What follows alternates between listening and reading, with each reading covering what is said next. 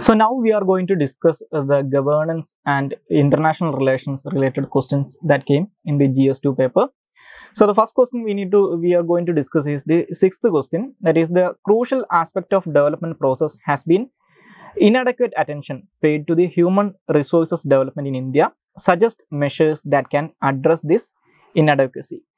So in this question we need to address the the issues that faced in the human resources development sector in India and how we can address these inadequate issues. So we need to start the answer by giving a introduction about the inadequacies that we facing or the significance of the human resources development sector. Okay, so in the body part we can give reasons for these inadequacies. For example, the lack of investment in the educational sector. As you know, even though the Indian government targets says that we need to invest nearly 6% of our GDP annually in the education sector, but the actual investment is less than 3%. So there are there are issues like this inadequate investment and lack of skilled workforce and lack of linkage between academics and industry. So you can mention some of these inadequacies that we are facing in the human resources development sector. So in the body part we need to mention about the measures. In the question it's clearly asked about suggest measures that can address this inadequacy. So we need to address this part of the question too. So we need to mention some of the suggestions or way forwards or suggestions in the answer. So we can say that the government need to invest more in the education sector. That means the government need to match up with the target 6% in the 6% of the GDP investment in education sector, and like increasing investment in the skill development programs and gender inclusivity and policy reforms. These kind of things can be mentioned as a suggestion to face this or to meet these inadequacies. So the next question or the seventh question is, discuss the role of Competition Commission of India in containing the abuse of dominant position by multinational corporations in India. Refer to the recent decisions. So it's a direct question. It asks about the Competition Commission of India and the Competition Commission of India's role, especially in containing the abuse of dominant position by multinational corporations. So any UPSC aspirant who have read the newspapers in the last 1 or 2 years can clearly answer this question. So in this question we need to in the introduction we need to mention about the Competition Commission of India. As you all know, the Competition Commission of India is a statutory body established in 2009. So there are some instances, very recent cases, where Competition Commission of India imposed penalties on some of the tech giants for misusing their dominant positions. For example, in 2021 the Competition Commission of India imposed penalty on Amazon for misusing their dominant position, and in 2022 they imposed the same kind of penalty on Google for violating this dominant position by using their Google Play Store for their own advantage. And in 2023, in this year, the Competition Commission of India actually imposed penalty on WhatsApp for their privacy policy. So these are the recent examples of Competition Commission of India, what we say, containing the abuse of dominant position by multinational corporations. And we also need to mention some of the roles played by Competition Commission of India, like imposing penalty, investigating allegations of violation of the dominant position, or ensure fair competition, consumer awareness. These kind of things also need to be mentioned. And in the end, we need to provide a conclusion for this question too. And the next one is the eighth question. The eighth question asks, e-governance as a critical tool of governance has ushered in effectiveness, transparency and accountability in governments. What inadequacies hamper the enhancement of these features? So in this question, as an introduction, we can mention about what is e-governance. So as you know, e-governance is the usage of information and communication technology, or ICT, in governance. So we can mention this thing as an introduction, and in the body part we need to address, or we need to mention about how e-governance became a prominent tool of governance in India. Very briefly we need to mention that too, and some of the benefits of e-governance, like that mentioned in the question, like transparency, accountability and effectiveness, these kind of things. And mainly we need to concentrate on the issues or the inadequacies that hamper the enhancement of these features. What stops the penetration of e-governance further? So we need to focus our answer on that part. So you can mention about digital divide, okay, the urban rural divide, or the gender divide in the digital space. So digital divide and lack of digital literacy, lack of infrastructure and lack of regulations. As you know, India doesn't have a robust data protection law or a clear data protection law till this day. Okay, so you can mention these kind of inadequacies that we are facing in the enhancement of e-governance. You have to focus mainly on the digital divide and digital literacy and infrastructure part, and you can also mention about the lack of regulations and investment in these areas. Okay, so the ninth question is the virus of conflict is affecting the functioning of Shanghai Cooperation Organization. In the light of the above statement, point out the role of India in mitigating the problem. So we need to, when we are addressing this question, this is a direct question about Shanghai Cooperation Organization, but the issue with this question is that it asks about India's role in mitigating these conflicts or these problems. The issue with this question is that one of the issues that faced by Shanghai Cooperation Organization is the conflict between India and China and India and Pakistan. Okay, so we need to thread very carefully in this answer. So as an introduction, we can mention about Shanghai Cooperation Organization.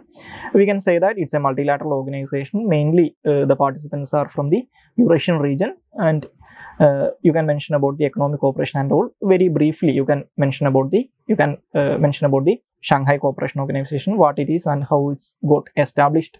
And India is a member since 2017 or 2018. So these kind of things can be mentioned. In the body part, we need to address the issues that faced by Shanghai Cooperation Organization. So you can mention about the border conflict that happening between some of the Central Asian countries that were part of Shanghai Cooperation Organization, and there are some issues with between the Central Asian countries, some of the ethnic conflicts and some of the border disputes. So you can mention that, and you can mention the India-China strategic competition and India-China border dispute, and you can mention about India-Pakistan border dispute about Kashmir, and you can mention about Pakistan-Iran issues, and also mention about the strategic competition between Russia and China, especially for their role or for their influence, enhancing their influence in the Central Asian region. So these kind of things can be mentioned as the problems or the conflicts that faced by the Shanghai Cooperation Organization. And you can also, we need to address the questions asks about India's role in mitigating the problem. So you can mention about India's role, how India is trying to mitigate these problems. The reality to be told, actually there are no special actions taken by India to mitigate these roles in Shanghai Cooperation Organization, but you can mention about the thing about multilateralism and rule-based international order and confidence building measures, and Shanghai Cooperation Organization actually provide a dialogue platform for these conflicting parties to address their grievances and concerns, and the focus of Shanghai Cooperation Organization on economic cooperation, and the Shanghai Cooperation Organization have a designated body for countering terrorism called RATS, Regional Anti-Terrorism Structure. So you can mention about the counter-terrorism cooperation that are happening between the members of Shanghai Cooperation Organization, and the military cooperation, especially the multilateral joint military exercise that have conducted under the Shanghai Cooperation Organization called the Peace Mission.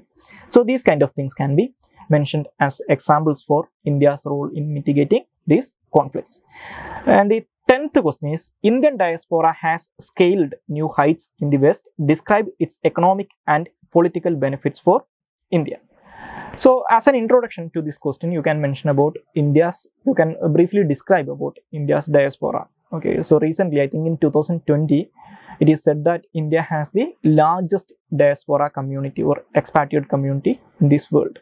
Okay, so in the question, it asks about India's diaspora has scaled new heights in the West. Describe the economic and political benefits for India. So we need to mention about or we need to give some examples for the Indian diaspora's achievements in the West. For example, you can mention about the some of the tech giants in the world are led by Indian origin people. Like the Google CEO is Sundar Pichai, is an Indian origin person, and similarly the CEO of Microsoft and some other large multilateral corporations are headed by Indians. So you can mention about this. And in the political spectrum, you can mention about the British Prime Minister Rishi Sunak, the American Vice President Kamala Harris, and some of the British politicians also are from Indian origin. So you can mention these case studies or these examples for Indian diaspora gaining so much power or getting into the crucial roles in the West. And we need to, the main question of this, the main area we need to address under this question is the economic and political benefits for India. So in the case of economic benefits, you can mention about investment, you can mention about the remittance and investment, and bilateral trade agreements that were happening between these countries and India. And in the case of political spectrum, you can mention about the growing relation between India and the West, and the lobbying power of Indian diaspora in the West. So you can mention about these kind of things. And the next topic or the next question we need to discuss is the 14th question. The 14th question is, discuss the contribution of civil society groups for women's effective and meaningful participation and representation in state legislatures in India. So it's a specific question. It asks about the role of civil society groups for women's effective and meaningful participation in representation in state legislatures. So it's a very specific question. So in the introduction, we can mention about, or we can briefly describe about the civil society groups. And in the body part, we need to mention, or we need to address the major aspect of the question: how these civil society groups plays a crucial role in the effective and meaningful participation of representation of women in state legislatures. So you can mention about the awareness campaigns these organizations are running, and the lobbying or the pressure tactics they are playing to make policy changes. You can mention about capacity building programs run by these groups, and you can mention about the mobilization part they are playing, their ability to mobilize people behind these kind of agendas. So these kind of things can be mentioned in the answer. So the next one is the 17th question. The 17th question is, development and welfare schemes for the vulnerable by its nature are discriminatory in approach. Do you agree? Give reason for your answer. So it's about the developmental programs or the welfare schemes that are implemented by the governments. It says that it is discriminatory in nature. Do you agree? Give reason for your answer. So as you can understand, it mentions about the welfare schemes. So as an introduction, we can mention about DPSP, or Directive Principles of State Policy, which calls for the establishment of a welfare state, and majority of the welfare schemes, or nearly all of the welfare schemes run by the government, can be traced its origin to the Directive Principles of State Policy. And we need to, in the body part, we need to address this question: the development and welfare schemes for vulnerable by its nature are discriminatory in approach. So as you know, in the case of welfare schemes, usually most of the welfare schemes follow a targeted approach. Majority of the welfare schemes targeting some portion of the society. So that means it's called for positive discrimination or affirmative action. You can mention say it's an affirmative action or positive discrimination. So you can mention the examples or the reasons or the things that the governments will implement as positive discrimination. For example, the skewed resources, the issue of stigmatization, and the targeted approach of the government, and there are some negative aspects like exclusion errors. Okay, but you have to emphasize on the positive discrimination aspect in this question. So it's discriminatory in nature, but it is positive discrimination. Okay, or it is the affirmative action. Okay, so you have to understand the difference between equality, or you have to mention distinct the difference between equality and equity in this question.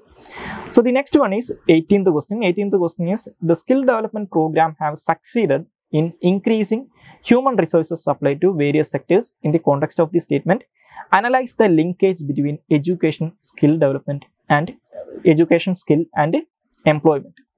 So the question is mainly asked about the linkage between education, skill, and employment. So you can take you can write the answer in a step-by-step manner. Actually, the three aspects, education, skill, and employment, can be considered as a three-step formula. So that means education is the base of all other things. So the significance of primary education and secondary education, and skill development can only be made possible if you have education. So you can mention about vocational training, things like vocational training, and if you are educated and have skills, you will get employed. So the employment will come in an effective way after you are educated and attained or gained some kind of skill. So you can structure your answer in this way. How you can consider these three things as a three-step formula: education, skill development, and employment. Okay, and the next one is the 19th question. The expansion and strengthening of NATO and a stronger US-Europe strategic partnership work well for India. What is your opinion about the statement? Give reasons and examples to support your answer. Okay, so in this question, as an introduction, you can mention about how the growing relationship between India and NATO, or India and the West, is happening, and in the body part you have to mention about how the strengthening of NATO will positively affect India. So for example, you can mention about it will play a balancing role or balance in deterring Chinese aggression. It will play a role balancing China's growing influence in the Indo-Pacific region. You can mention about technology transfer that were happening between India and the Western countries. You can mention about Quad. You can mention about the growing strategic relationship between India and the Western countries, especially in the context of China. So these kind of things can be mentioned in this answer. So the last question is, sea is an important component of cosmos. Discuss in the light of above statement the role of International Maritime Organization in protecting environment and enhancing maritime safety and security. So the question is mainly about the role played by International Maritime Organization. So as an introduction, you can mention about the International Maritime Organization, and in the body part you need to address the contribution that made by International Maritime Organization, especially protecting the environment.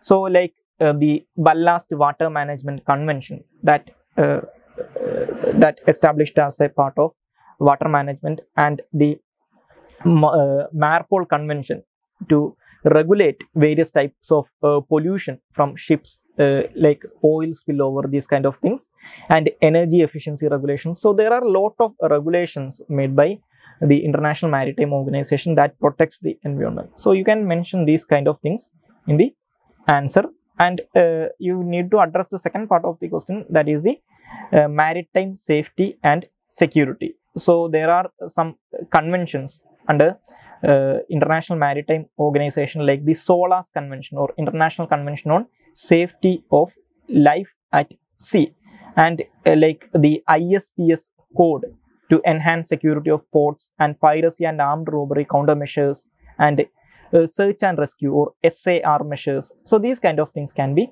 mentioned as examples for the maritime safety and security aspect of the question. Okay. So these are the questions that came in GS paper 2 with regard to governance and international relations. So thank you all.